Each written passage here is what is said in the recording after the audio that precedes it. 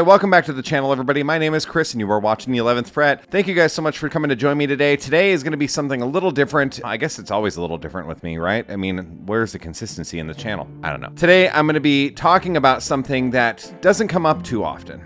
It should, because this is the death of guitars, the death of great guitars. And what do I mean by the death of guitars, right?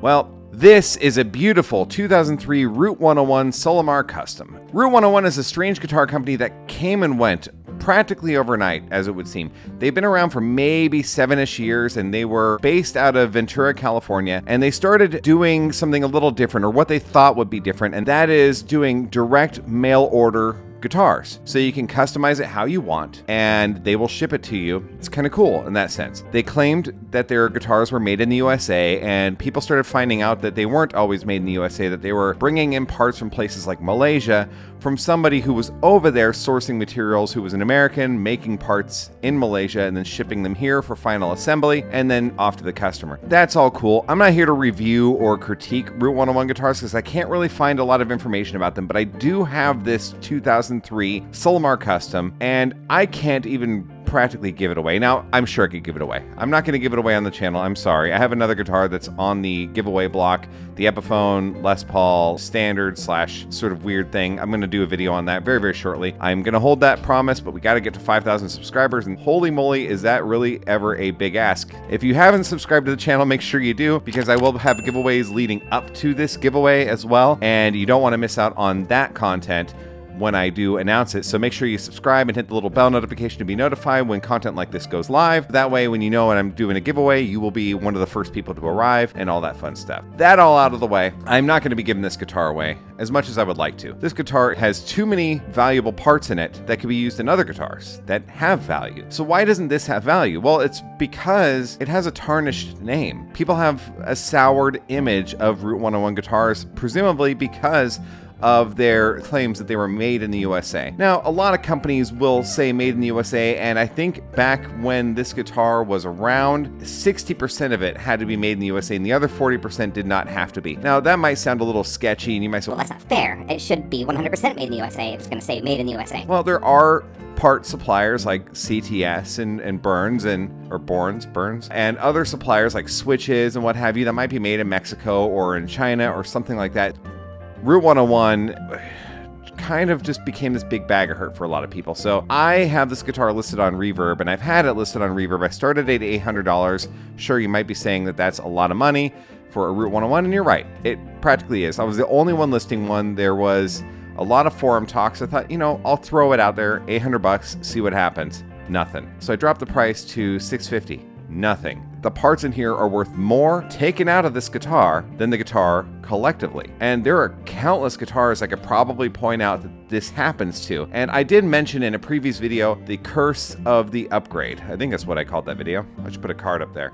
So the curse of the word upgrade is not really an upgrade at all, because no one ever mentions upgraded vintage guitars. So you'll never go into a vintage guitar shop and see like a 1966 Stratocaster with upgrades. It doesn't exist. But all that aside, let's go back to this guy here. The Route 101 guitar is actually pretty amazing. I love this guitar. It plays wonderful, it sounds wonderful, but I'm just torn. I don't know what to do with it. Because the weird thing about Route 101 is that they were doing these custom options and using like import switches, cheap potentiometers, and even budget pickups that were standard. So I don't know why they would mix up premium offerings with subpar import parts. I'm not at all implying that Duncan design pickups are terrible pickups. That's not at all what I'm saying, because they do sound great. They are a great pickup in select budget offerings, but most people want to take them out, and even Seymour Duncan would prefer that you would probably take those out and put their own pickups in, because they're just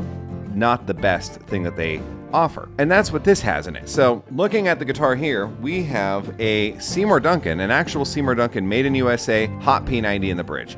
great pickup, sounds awesome. It gives you that like Les Paul Jr. sort of sound if you need it on demand. And then I've got a Duncan designed SC101 in the middle position. This is your standard Duncan designed single coil pickup that they make that's in so many things. Fender used them. I believe Schecter uses them. I mean, a ton of people use this pickup. And then there is the Duncan designed HR101, which, as you guessed it, is the Hot Rails standard pickup from Duncan Designed as well. And that's two weird pickups that just kind of don't belong in this guitar next to this beautiful Hot P90. The switch is a 5-way blade, but it is a cheap import blade switch. It should not have the switch in it whatsoever. It just shouldn't exist in here. The pots are okay. I believe they're alpha pots. I don't have an issue with alpha pots, but most people who buy a premium guitar want something with a name attached to it, like CTS or Burns or Borns. But again, if you're going to be buying a premium guitar, you kind of expect more.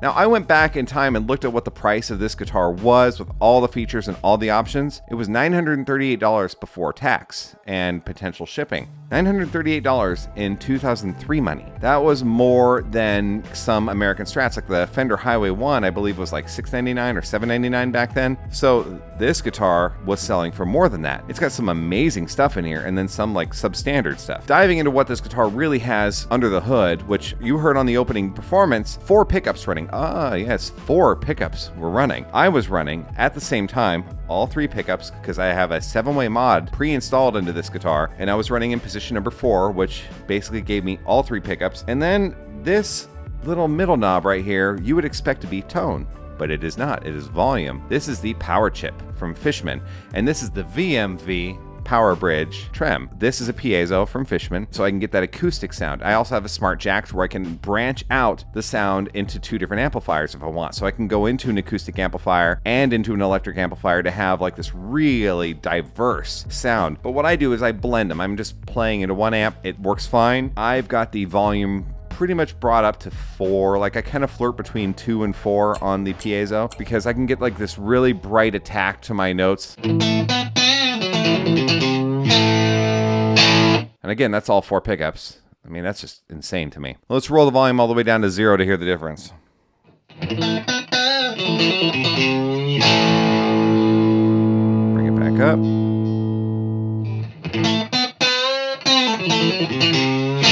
So you can hear like it just adds a little extra bright attack. Nothing too crazy. It just gives the guitar a little extra something. I can't really say what that something is, but it's something, right? Did you hear the something? I heard the something. So whatever it is, it's something, and it works. Now, also on the guitar itself, it's like a modern C-neck profile with a rosewood fingerboard, Goto locking tuners on here, so I might farm these out as well. And that's where I'm going to get into the crazy part. I mentioned the death of a guitar because brand names get tarnished. It breaks my heart because I've made the decision that the parts inside of it are worth more separately than the guitar put together. That sounds strange, it sounds weird, but that's how guitars can die, next to smashing them.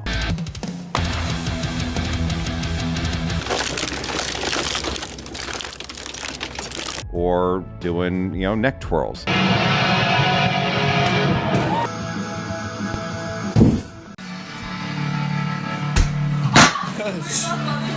Oh my god. But guitars like this that are immaculate, they get no traction.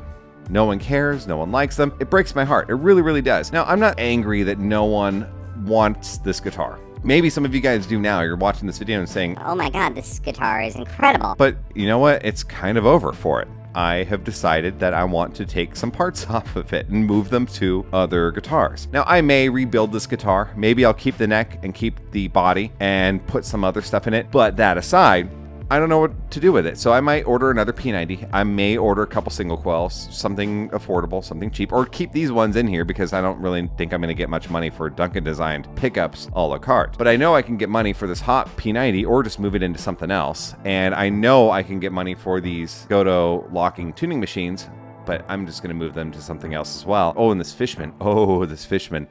It can find a home too.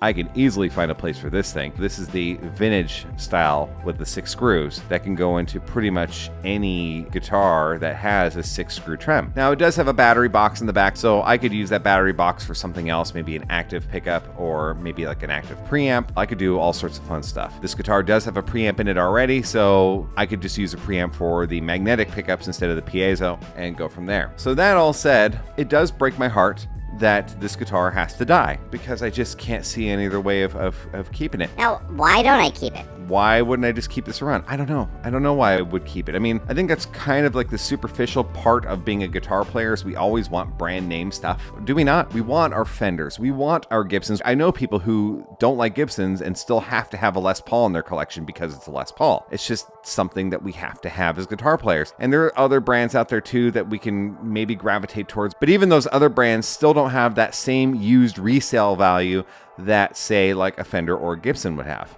It's a weird thing that we adhere to. So because this guitar has a brand name that's tarnished, I can barely give it away. So like I said before, this is how guitars die. It's our superficial nature. We can't own a guitar, myself included, that has a name associated with it that just doesn't have that right, I don't know, elegance, that right prestige, that sense of accomplishment that we bought an expensive guitar that everybody admires. It's a really weird world we live in as guitar players. So that said, I'll probably keep it. I'm going to farm the hell out of the parts in this guitar and transplant them into other guitars, maybe sell some things that I don't need, but there's stuff on here that I want.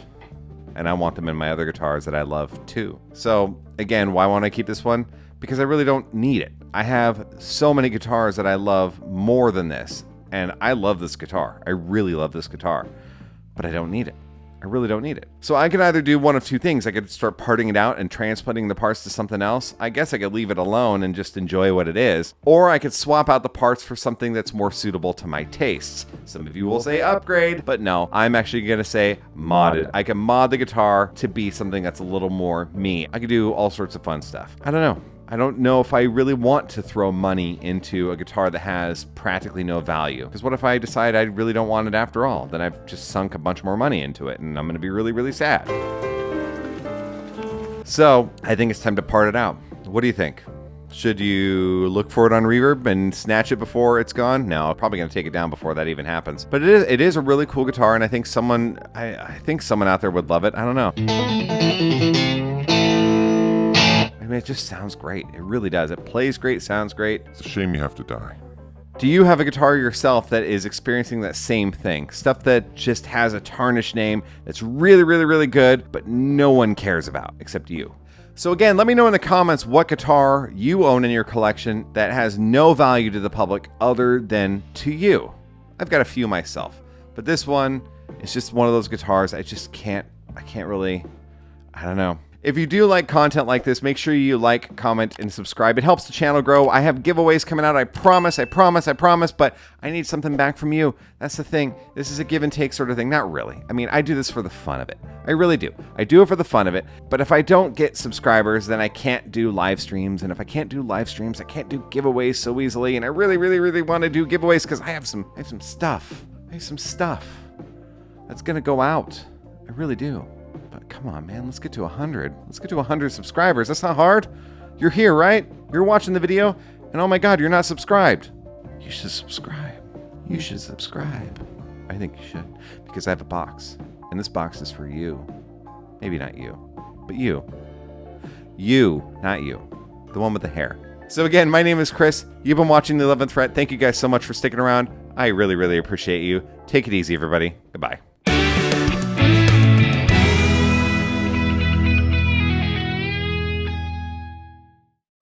Tell me what your guitar is that just no one cares about. Is it like, because I remember back in,